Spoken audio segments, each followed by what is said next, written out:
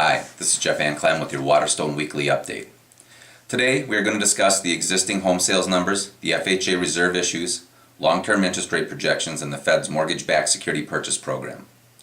Kiplinger is forecasting the 30-year fixed rate to increase from its current 5% environment to 5.5% by mid-2010 and to itch up to 6% during the second half of 2010. This fits in with the winding down of the Fed's mortgage-backed security purchase program. The Federal Reserve purchased $16 billion in mortgage-backed securities last week, bringing the total to $1.023 trillion of the $1.25 trillion allotted for this program. The program is being rationed out and set to expire at the end of March. Rates are going to get higher as this program winds down.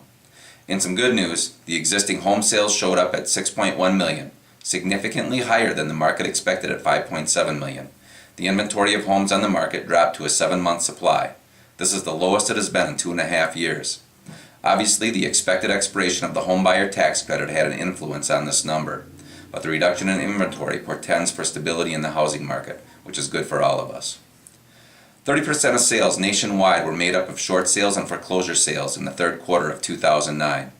There's another wave of option-arm mortgage financing coming due in the second quarter of next year, so this may influence inventories higher again. The Federal Housing Administration has reported that its reserves for potential defaults has decreased to just 0.5%. This is a quarter of the mandated 2% capital reserve ratio it is required to maintain. There are a couple of things FHA might do to increase this reserve. Last year, for mortgages over 95% loan to value, they increased their upfront mortgage insurance premium from 1.5% to 1.75%, the monthly premium from 50 basis points to 55 basis points. They could increase this further or lower the loan-to-value ratio that is affected. By doing so, they would increase their revenue and shore up the shortfall, but it would be more expense for our borrowers. In conclusion, even though the home buyer tax credit has been extended, there's no time like the present to get your buyers into a home. Rates have never been lower, and they're only going to increase over time. Also, if inventories continue to decrease, home prices are going to go up. Home affordability has never been better and is only going to deteriorate.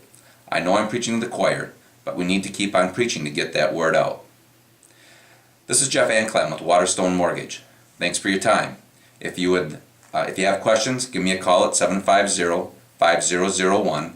And if you'd like to see a written version of this article, please go to www.foxvalleymortgagepro.com and you can see it there on my blog. I hope you all have a safe and enjoyable Thanksgiving. Thanks again.